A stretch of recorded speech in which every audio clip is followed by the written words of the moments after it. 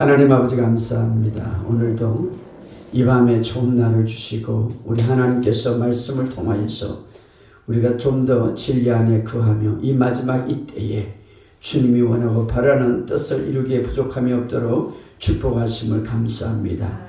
진리를 알지니 진리가 너희를 자유케 하고 너희의 모든 삶에서 구원해 준다고 했사오니 오늘도 진리 안으로 우리를 인도할 줄 믿습니다. 성령님께서 함께 하시고 일곱 영으로 역사하시고 아홉 가지 은사를 더 풀어주옵소서. 우리 하나님 지혜와 계시의 영을 더 풀어주시고 능력의 영을 더 풀어주옵소서. 지식의 영을 더 풀어주옵소서. 오늘 강력하게 성령님이 함께 하심을 믿고 감사를 드리며 예수님의 이름으로 축복하며 기도하옵나이다. 아멘. 주의 이름으로 사랑하고 축복합니다. 여러분 감사합니다. 제가 이 모임하는데 잘 나타나지 않아가지고 먼저 죄송합니다. 제가 변명 아닌 변명을 한다면 정말 제가 좀 바빠요. 사실은 제가 우리 교회도 우리 부목사님이 월화 수요일하고 내가 그 목요일부터 일요일까지 하고 왜냐면 그 예부에 내가 거의 와 있기 때문에 저는 강교 저를 조금 소개한다면 저는 강교 신도 그 강교 도시에서 그게 6년 전에 제가 개척을 했습니다. 제가 목회한 지는 한 20년 가까이, 한 15년에서 20년 가까이 되지만, 여기에 강교에서 개척한 것은 제가 올해 11월 2일 날 6년째 6주년을 맞이했는데, 그 전에 제가 목회를 하다가, 우리 선배 목사님이 교회를 지놓고 한 400~500명 됐는데, 교인이 다 나갔어요. 그래서 우리 교회하고 합치자고 나보고 인수하라고 그래가지고 많은 옆에 있는 목사님들이 말렸지만 저는 교회를 살리기 위해서 그 교회를 들어갔어요. 들어가 보니까 진짜 문제가 많고 나중에는 법정 싸움까지 일어나서 제가 그 목사님하고 저하고는 제가 이 교회를 내가 정리하겠다.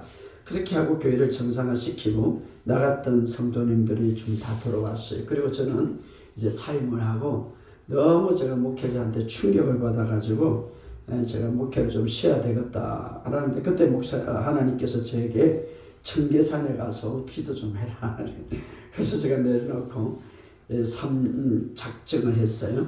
밤 10시 되면 올라가서 새벽 6시까지 막 밤이나 눈이나 비가 오나 눈이 오나 제가 7시간 넘어 밤샘을 기도했죠.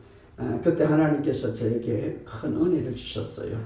은혜를 주시고 계속 청계산에 가서 그냥 그 눈이 많이 오는데도 빠지지 않고 저 가서 기도하고 그런데 제가 주일날 좀 쉬려고 그랬는데 우리 청년들이 몇 명이 목사님 쉴 수가 없어요. 우리가 말씀을 들어서 목사님한테 가르침을 받기를 원합니다. 그래서 난 교회도 없는데 예배 드릴 수가 없다. 그래서 청계산에 가보면 방들이 좀 있어요. 거기에 방을 하나 빌려가지고 주일날 예배를 드렸어요. 그리고 제가 예배를 드리면서 이제 금요일도 예배를 드렸죠. 그리고 나서 계속 기도하고 밤에는 기도하고 낮에는 말씀 연구하고 하나님이 저에게 특별한 은사를 주셨어요. 이 복음을 바로 깨달을 수 있고 연구할 수 있는 한 10년 정도, 15년 정도를 연구했는데 그래서 제가 집회를 이제 해야 되겠다는 생각이 들어가지고 청계산에 그 밑에 큰 예배당이 말고 소강당의 예배당을 이제 빌려가지고 제가 그때 유튜브를 시작했어요. 유튜브를 시작하고 하는데 첫 번째 신년 예배 하는데 한 150명이 모였어요. 전국에서. 그래서 한 70명 정도가 들어가고 나머지는 들어가지 못하고 자기들은 유튜브 하니까 교회가 큰 줄 알고 근데 비닐하우스로 치고 막 하니까 아무튼 그렇게 교회를 저는 유튜브로부터 시작해가지고 주일날 예배 드리니까 사람들이 몰려오니까 원장님이 저를 불러서요. 여기 있으면 안 될 것 같다. 내려가라. 나는 쫓겨났어. 그래서 제가 원장님한테서 원장님 저 교회도 없고 아무것도 없는데 오시는 분들은 청계산 교회 때문에 온 게 아니라 유튜브를 듣고 설교 들으려고 오시니까 상관없습니다. 그러니까 그것도 안 된다는 거죠. 그래서 하나님 앞에 딱 석 달 기한을 주더라고요. 그래서 제가 청계산 기도원에서 3년을 그렇게 기도했어요. 그런데 하나님께서 참 제가 은혜가 너무 감사한 게 그런 고난이 없었다면 오늘 이렇게 엄청난 하나님의 은혜를 내가 받았겠나라는 생각이 들어요. 그래서 하나님 앞에 기도하니까 하나님께서 꿈을 주셨어요. 이제는 내려가는데 큰 바다가 보이는데 거기에 바닷가 옆을 가는데 물고기가 너무 많아요. 찬찬하게. 자, 내려가서 이제는 내가 목회를 해야 되겠다. 근데 돈이 하나도 없어요. 하나님 앞에 제가 기도했어요. 하나님, 저는 개척하는데 절대 빚내 가지가 않습니다. 근데 하나님 제 마음에 강구를 해라. 그래서 2주 동안 강구를 했어요. 내가 치유센터와 교회를 할 것이다. 이제 여기서 내려가야 되니까 그때는 금요일마다 전국적으로 막 몰려왔어요. 사실은 제 욕심이 아니라 제 마음은 청계산 기도원을 살리고 싶었어요. 제가 목회하는 것보다 그 기도원을 통해서 막 전국적으로 아니면 그 주변에 많은 사람들 치유하고 회복하는, 그런데 거기서 할 수가 없기 때문에 이제 제가 하나님을 기도해서 하나님, 이제 제가 내려가는데 건물을 새 건물을 주셔야 됩니다. 그리고 돈은 하나도 없기 때문에 하나님이 주셔야 됩니다. 그리고 그 당시에 제 설교를 많이 들었어요. 지금도 주생명교회나 김민주 치유학교 치면 유튜브에 제가 6,000명 정도 됩니다. 그런데 2주 만에 1억이 들어왔어요. 이 사람은 누군지 몰라요, 사실은. 그래서 개척이 시작된 건데 저 강교회도 가보니까 건물이 새 건물이 올라가요. 그래서 내가 여기 교회 할 것이다 라고 하니까 이제 왜냐하면 아픈 사람이 많이 오니까 엘리베이터가 좋아야 되고 또 시설이 괜찮아야 되고 또 앉는 것도 괜찮아야 되니까. 그런데 새 건물이 이게 교회를 안 준다는 거예요.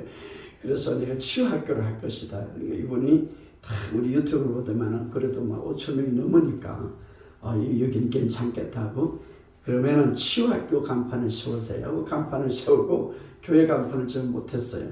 그래가지고 처음에 거기서 시작했는데 6천만 원에 월 200으로 시작했죠.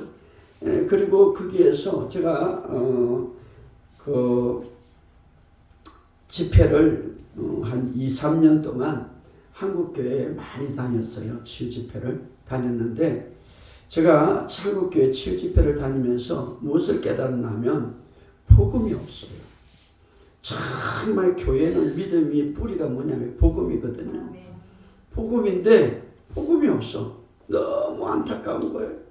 교회들마다 구원의 확신도 없고 복음이 없으니까 구원의 확신이 없죠. 불치병에서 치유되고 하나님의 치유는 완전합니다. 3개월 가면 다시 돌아가요. 그게 뭐냐면 복음이 없으니까 유지가 되지 않는 거죠. 이것은 옳지 못하다. 내가 치유학교를 해야 되겠다. 복음학교를 하면은 사람들이 나 복음 다 아는데 이렇게 생각하는 거예요. 그래서 치유학교를 해야 되겠다. 치유학교는 바로 복음학교예요. 그래서 시작했는데 곧 개척하고 나서 여러분 잘 알 때 6년 전이니까 개척하고 나서 막 사람들이 몰려오고 개척하고 하는데 코로나가 터진 거죠. 코로나가 터졌는데 참 하나님은 너무나 위대하세요. 교회들이 코로나 때문에 얼마나 많은 피해가 나요. 솔직히 저는 감사했어요. 이 코로나를 통해서 이 유튜브가 또 제 설교가 팍 퍼지기 시작한 거죠. 그래서 제가 개척하고 코로나 터지고 1년 만에 그 건물을 샀어요. 그 코로나 터지니까 새 건물인데 뭐가 들어와야지. 그러게 경매에 나간 거죠. 그 4층에 경매가 나가가지고 한 칸만 해도 5억 9천인가 됐는데 제가 2칸을 사고 또 1년 뒤에 한 칸을 샀으니까 지금 보니까 12억짜리인데 경매에 6억으로 샀어요. 6억으로. 하나님이 얼마나 돈을 풀어주는지.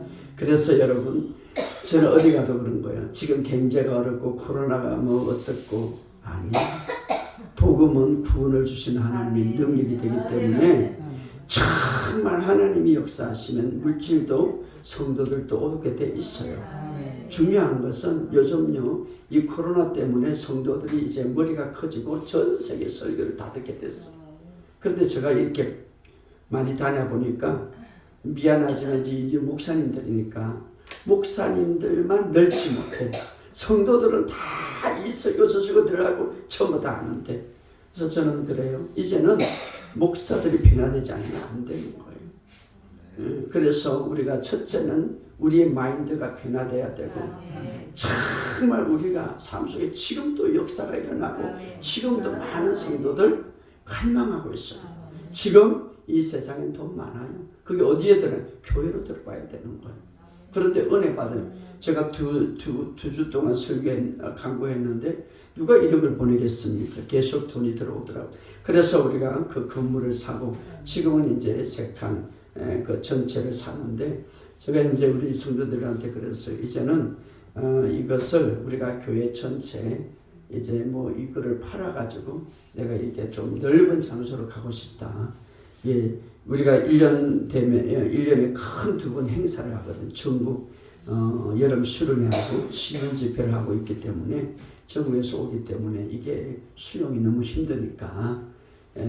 근데 중요한 것은 여러분 우리가 정말 이 복음을 갖고 있으면, 말씀이 온전히 갖고 있으면 우리의 삶 속에 놀라운 역사가 일어나는 거예요. 그래서 6년 동안 하나님께서 그렇게 역사하셨고, 지금 이제 설교를 통하여서 간증 듣는 사람들이 많아요. 이 설교를 듣고 또 설교를 듣고 그대로 해보니까 삶의 간증이 일어나는 거예요. 그래서 지금 전국적으로 우리 유튜브에 치유학교가 현장반이 있고 온라인반이 있는데, 지금 일본과 또 호주라든가 몇 군데 영국에도 지금 치유학교가 세워졌고요. 부산에는 센터가 세워졌어요. 부산에는 어떤 분이 아주 부산에 큰 요리 회장이었는데 하다가 막 사업이 망해가지고 저한테 왔어요. 그리고 설교 한번 듣고, 목사님 제가 4층짜리 건물이 있는데 한 층을 내드리겠습니다. 부산에 사십시오. 그래서 지금 하게 된 거죠. 1년 7개월 됐는데 부산에서 지금 한 40명 모입니다. 그리고 진주에서도 이 설교를 듣고 은혜를 받아서 건물을 지어서, 목사님 내년에 진주에서도 하면 어떨까요? 제가 더 확장을 못하는 거죠.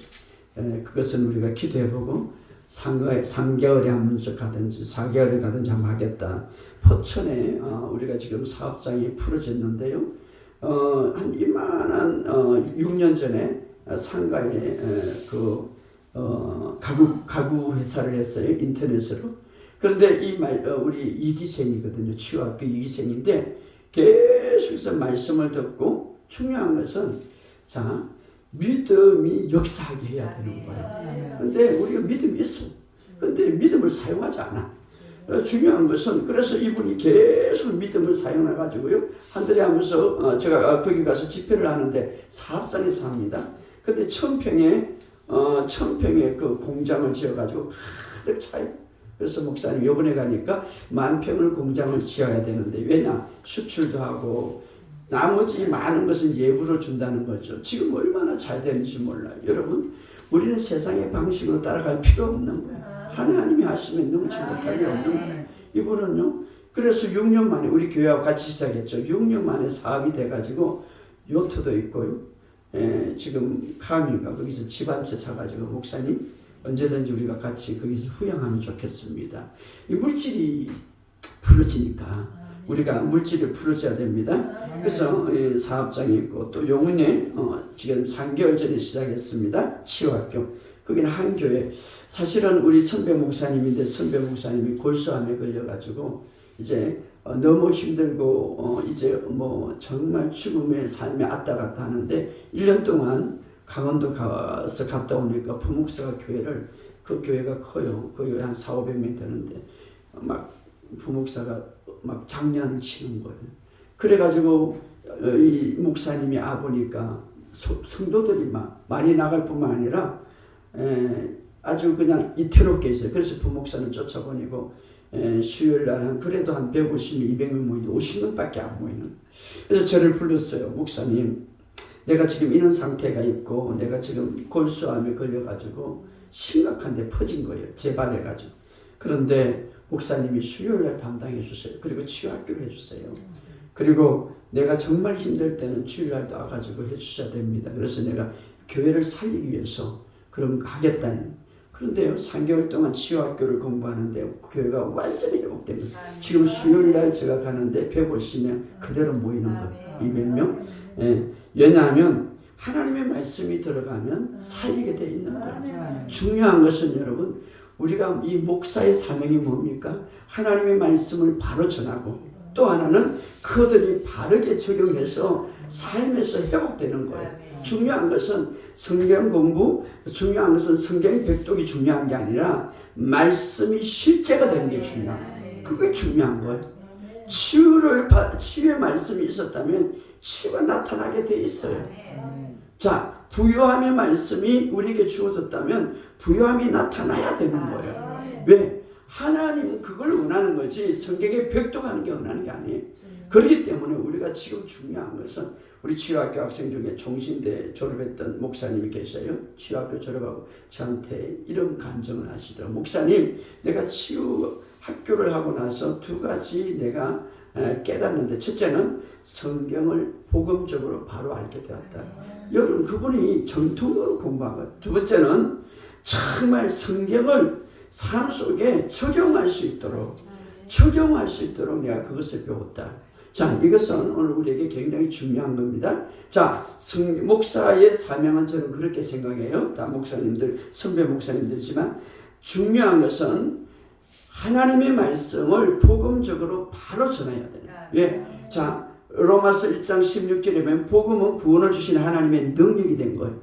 복음은 구원을 주시는, 복음을 믿는 자에게는 구원을 주시는 하나님의 능력이라, 복음을 믿는 자에게 구원을 주시는 하나님의 능력이 어디에 있냐면 복음 안에 있다. 이 능력이라는 것은 헬라어로는 정관사인데 복음 안에만 있다. 그런데 그 복음을 믿으면 능력이 풀어져가지고 모든 삶에 구원을 받게 된다 이 말이에요. 그렇기 때문에 우리가 복음을 바로 알게 되면 능력이 풀어져요.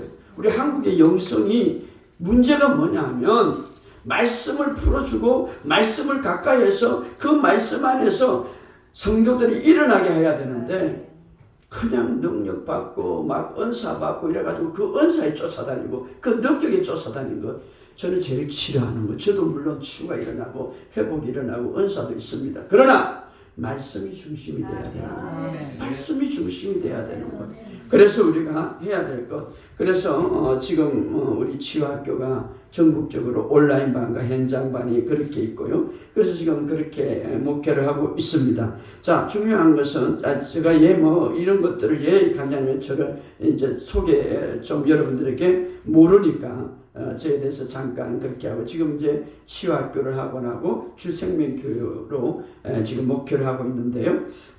저는 이제 정말 우리 한국 땅에 제가 이 집회를 쭉 다니면서 보니까 이 복음을 몰라요. 복음을.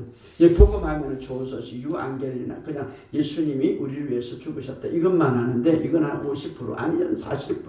정말 복음이라는 것은 좋은 소식인데 정말 주님이 십자가에 죽으시고 부활하심으로 우리에게 준 모든 유익들 이게 바로 좋은 소식이잖아요. 그래서 복음이 우리 속에 들어가면은 막 가슴이 뛰어야 돼요. 왜? 너무나 좋은 소식이기 때문에. 근데 그것이 우리 삶에 적용이 돼야 돼요.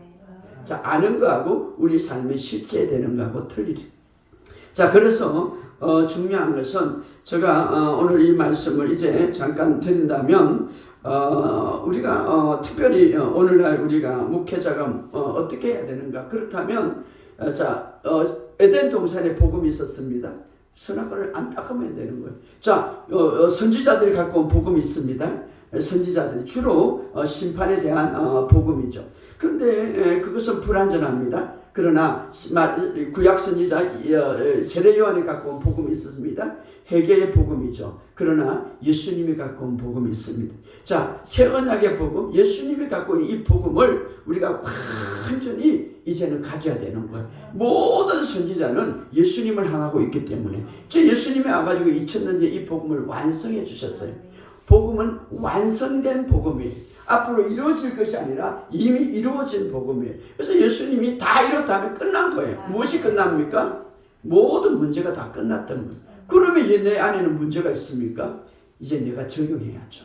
네. 자, 제가 들어오기 전에 죽음이 없었습니다. 아픔이 없었습니다. 질병이 없었습니다. 제가 들어와서 다 망가지고, 이것이 첫째 아담이 인류에게 준 고통이죠. 그러나 둘째 아담이 갈보리 언덕에서 다 이뤘다 이 말이에요.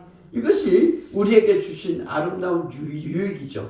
그러면 이것을 우리가 어떻게 바로 알고, 중요한 것은 첫째는 바로 알아야죠. 자, 바른 믿음이라는 것은 바른 지식을 통해서 오는 거고, 바른 지식은 바른 믿음을 가져오고, 바른 믿음은 반드시 삶의 결과를 가져오는 거예요. 성도들이요, 삶에 문제가 있으면 무엇이 문제입니까? 믿음이 문제죠.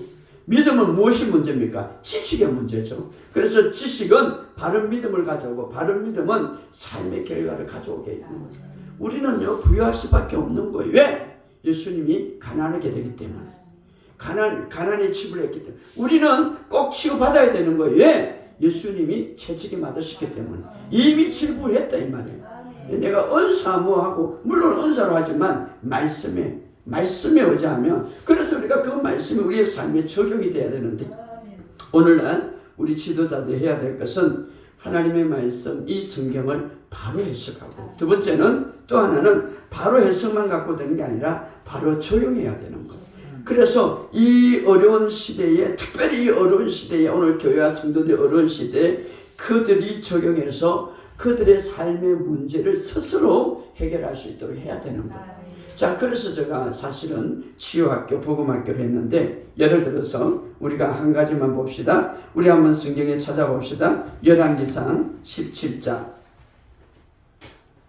열왕기상 17장 8절에서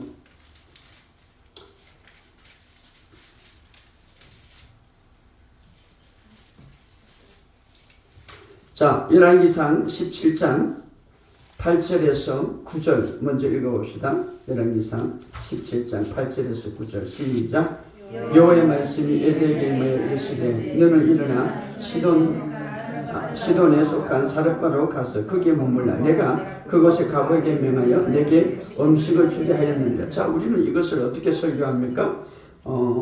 지금 그 엘리야 시대 때 가뭄이 넘어와서 먹을 것도 없고 입을 것도 없어서 지금 사렙바 가부가 마지막 이제 밀가루 한고 마지막 기름 한고 이거 먹고 죽으려고 했는데, 그런데 이제 엘리야가 먼저 나에게 와서 이것을 주면 이제 하나님이 축복할 것이다, 그렇게 설교하고 있죠. 근데 성경을 좀 깊이 읽어보면 그게 아니단 말이에요. 그게 아니에요. 자, 우리 9절을 읽어봅시다. 자, 오늘날 우리가 어떻게 성경을 성도들에게 적용할 것인가. 자, 9절에 8절 9절 다시 한번 읽어 시작. 여호와의 말씀이 엘리야에게 임하여 이르시되 너는 일어나 시돈에 속한 사렙바로 가서 거기서 머물라. 내가 그곳에 가부에게 명하여 내게 음식을 주게 하였느니라. 자, 쉬운 성경은요, 여호와께서 엘리야에게 이르시되 너는 일어나 시돈 땅에 사렙바 가서 살아라. 그곳에 한 가부가 너를 돌보아 주라고 명령했다. 자, 엘리야가 가기 전에 하나님은 이미 사렙바 가부에게 무엇을 했어요? 말씀했어요. 자, 그가 정말 주의 종이기 때문에 먼저 준 것이 아니라 먼저 하나님이 말씀하셨다 이 말이에요. 우리가 물론 주의 종을 먼저 섬겨야죠. 우리가 주의 종이니까. 그러나 그게 원칙이 아니다 이 말이에요. 하나님께서 먼저 사렙바 가부에게 너는 주의 종을 엘리야를 섬기라. 하나님이 말씀하셨다 이 말이에요. 하나님이 말씀하셨다. 그러면 이 말씀하셨다는 사실은 사렙바 가부를 책임지겠다 이 말이에요. 그런데 상은 어떻게 됐습니까? 섬길 수 없는 거예요, 상은. 자, 우리가 잘 아는 대로 이제 사렙바 가부에게 하나님이 말씀하셨어요. 엘리야를 부양하라. 그런데 여전히 자신은 먹을 것이 없고 여전히 물이 없고 부족함이 없고 두려움 속에 있었고 이제 한우큼 나머지 기름 한 방울 가지고 죽고자 했다 이 말이에요. 그렇다면 이것을 어떻게 적용시킬 것인가? 이것이 바로 오늘 우리가 목회자들이 해야 될 것입니다. 자, 오늘 어떤 사람은 아픔이 있고요, 어떤 사람은 고난이 있고요, 어떤 사람은 가난이 있어. 그런데 성경은 예수님이 채찍에 맞아버리는 나음을 입었다고 했고, 성경은 이제 어떻습니까? 예수님이 부유한 자에서 가난하게 했으면 너희를 부유케 함이라 말씀하셔. 이것을 어떻게 우리가 적용시킬 것인가 하는 것이죠. 그 적용을 잘 시킬 수 있도록 누구를 보냅니까? 엘리야를 보내죠.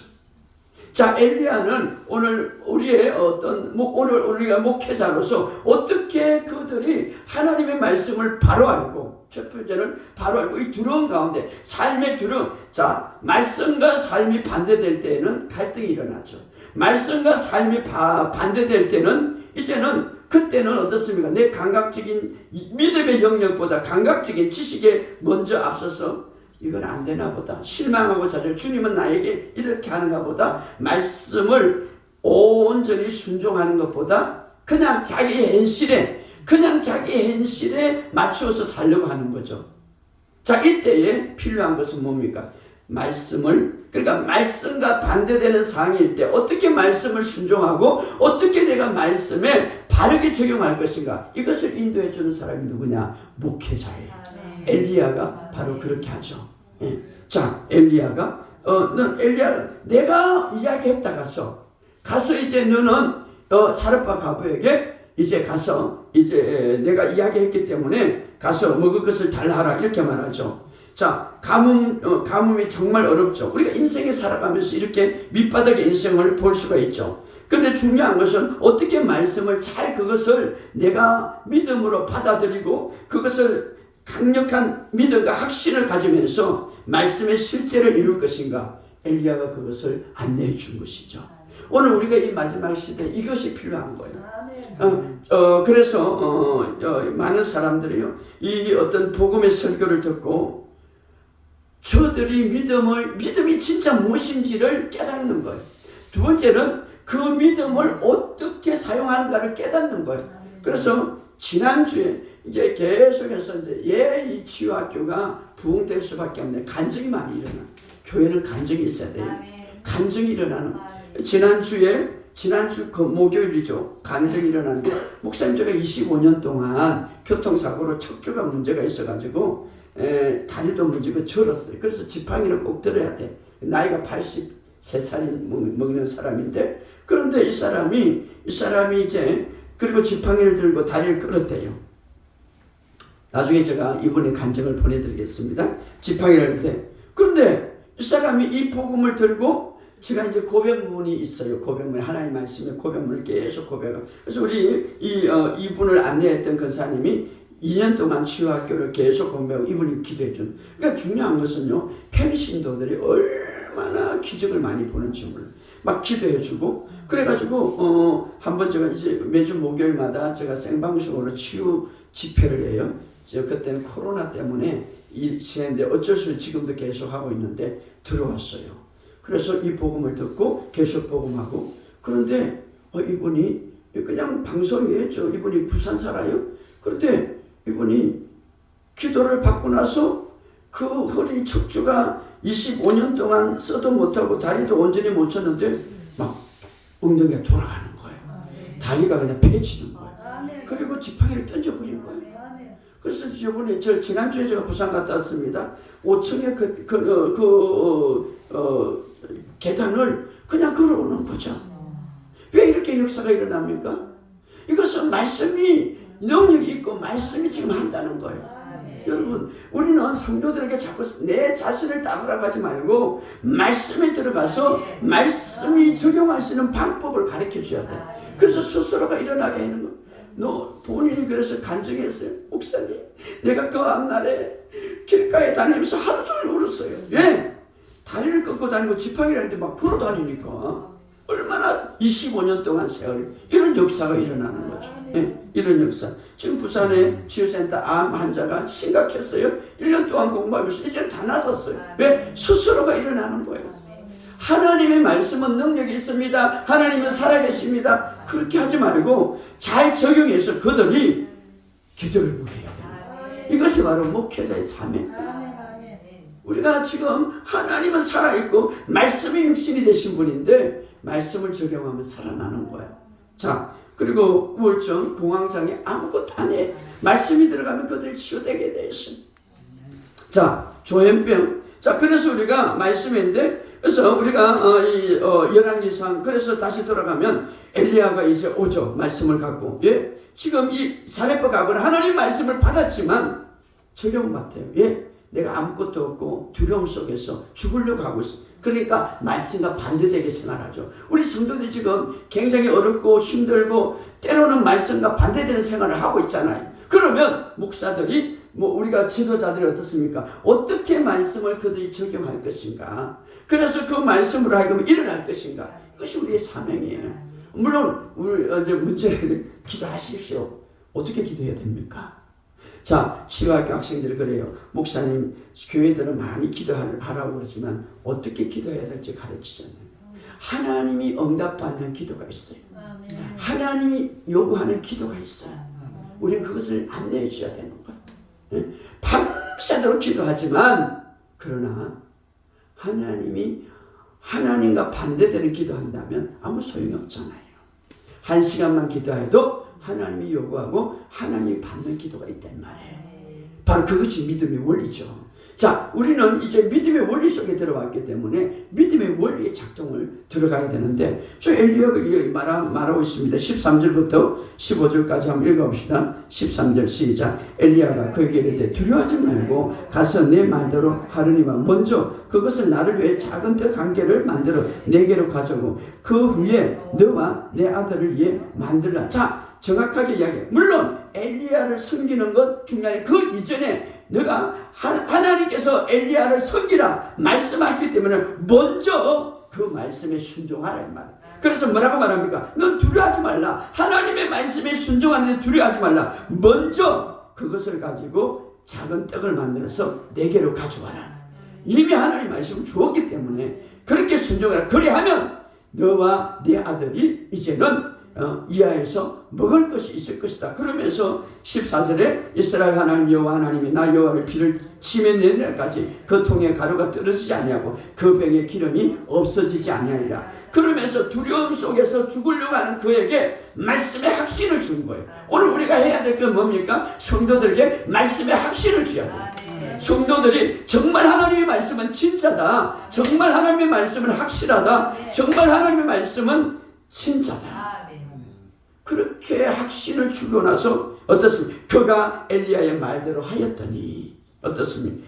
엘리야의 그 식구가 여러 날 먹었으나 여호와께서 엘리야를 통하여 하신 말씀같이 통의 가루가 떨어지지 아니하고 병의 기름이 없어지지 아니하니라.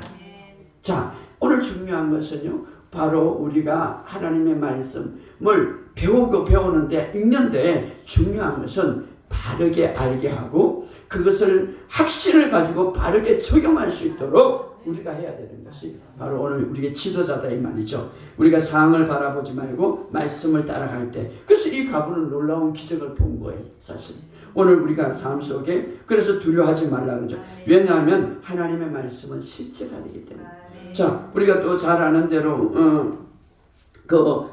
루스터에 발을 쓰지 못하는 한 사람이 있었는데 바울의 설교를 들었어요. 설교를 계속 들었어요. 그때 바울이 하는 말을 듣거늘 사도행전 14장 9절에 보면, 그런데 그 말씀을 들을 때에 어떤 역사가 일어났냐면 구원받을 만한 믿음이 생겼다고 그랬어요. 자, 하나님의 말씀은요, 들으면 들을수록 믿음이 팍 생겨져야 돼요. 이것이 중요한 거예요. 우리가 설교 시간에 또 우리가 어떤 하나님의 말씀을 나눌 때에 그들에게 믿음이 막 쏟아지는 그런 설교를 해야 되는데 어떤 사람은 그냥 계속 엉뚱한 이야기하다 내려가는 거예요. 자, 하나님의 말씀 속에서 믿음이 솟아나는 설교가 돼야 되는 거예요. 왜 사실은 전국에서 이렇게 돈을 보내서 그들이 참 얼굴도 모르고 어떤 사람인데 돈을 보내서 그렇게 교회를 세우게 했겠어요. 하나님 말씀 듣고 그들이 믿음이 생기니까. 그래서 돈이 있는 사람은 보낸단 말이에요. 그래서 저는 너무 감사한 거는 코로나를 통해서 3년 동안 저 교회 12억짜리를 6억 주고 샀단 말이에요. 그것이 하나님의 은혜. 제가 김민철 목사가 잘하는 것이 아니라 정말 아무리 어렵더라도 하나님의 기적은 나타난다 이 말이에요. 어떻게? 치유로, 어떻게? 물질로, 모든 삶으로 나타난다 이 말이에요. 여러분의 삶 속에. 그래서 이 루스더에 발을 쓰지 못하는 이분이 바울의 설교는 어떻습니까? 사도행전에 연계하면 복음을 전했더라. 그리고 이제 그 복음을 들을 때에 구원받으려는 믿음이 있어서 어떻습니까? 큰 소리로 자 일어나라. 한 번도 쓰지 못한 사람에게 일어나라 이 말.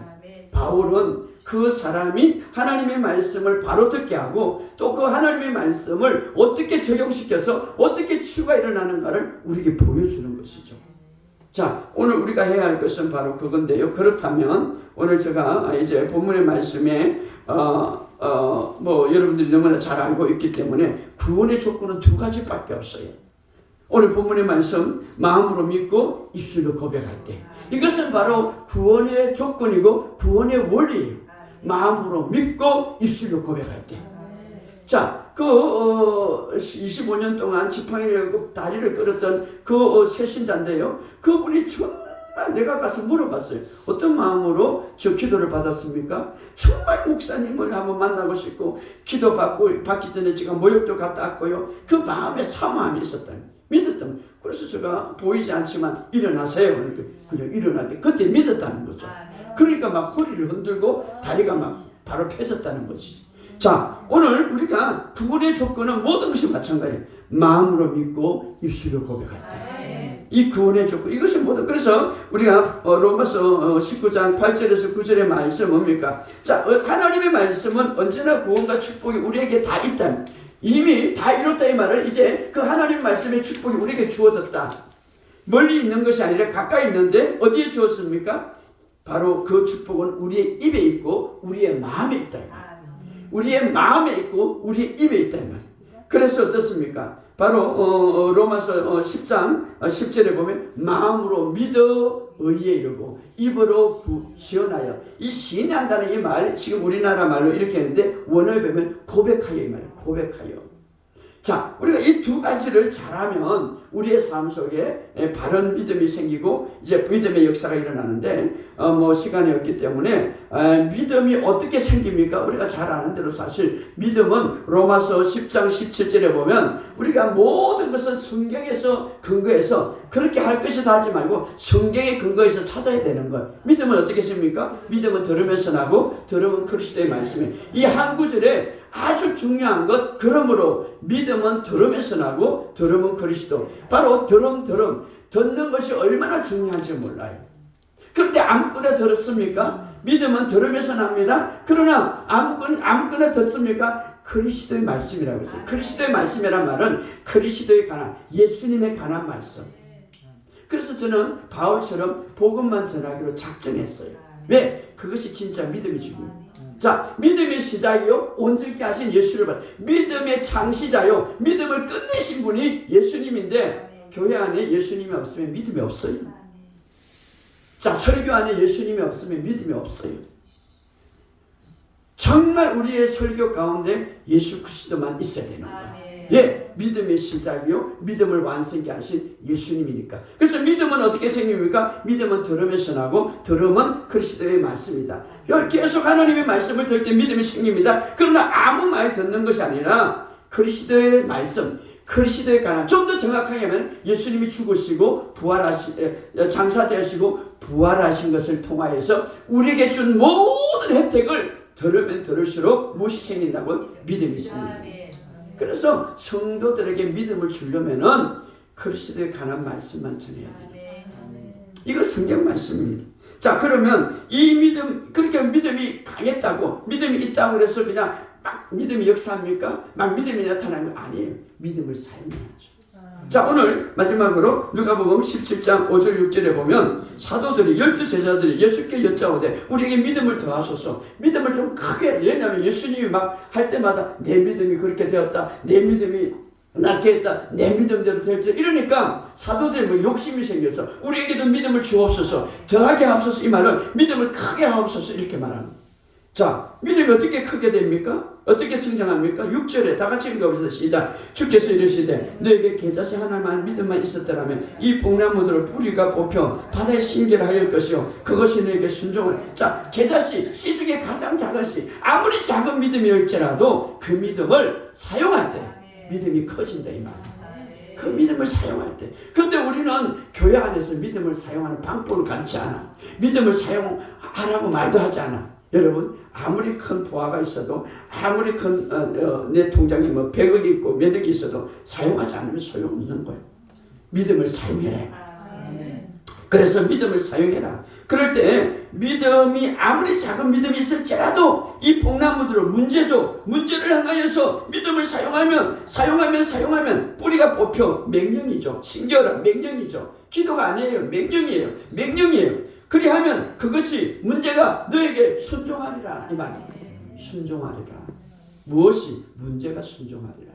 그래서 여러분, 바로 오늘 기도 응답받는 방법이 뭡니까? 우리가 기도하라 이러는데 기도 응답받는 방, 저 이제 중계산에서 기도할 때 목사님들하고 많이 하면 다 내려가고 밤새면 새벽에 기도 응답이 되겠나? 내가 이때까지 기도했는데. 그럼 왜 기도했어요? 자, 기도의 원리 찾아봅시다. 마가복음 11장 24절. 마가복음 11장 24절 시작. 마가복음 11장 24절 시작. 그러므로 내가 너에게 말하니 무엇인지 기도하고 구한 것은 받을 줄 믿으라. 그리하면 너에게 그대로 돼. 자, 그대로 된다는 것은 맨 마지막이에요. 구한 것은 뭐라고요? 받을 줄로 믿어라. 그냥 구하기만 구해. 그러고 나서 어떻습니까? 받은 줄로 믿지 않아. 이게 기도의 원리예요. 자, 기도하고 나서 구한 것은 받은 줄로 믿어라. 그런데 어떻게 해요? 아이고, 하나님은 언제나 주겠지. 그건 믿음 아니에요. 소망이지. 믿음은 현재행이에요. 받은 줄로 믿어라. 이게 현재행이에요. 믿음이에요. 받은 줄로 믿으면 어떻습니까? 주님, 내가 받았습니다. 이것을 해야 된다. 주님, 나는 치유받았습니다.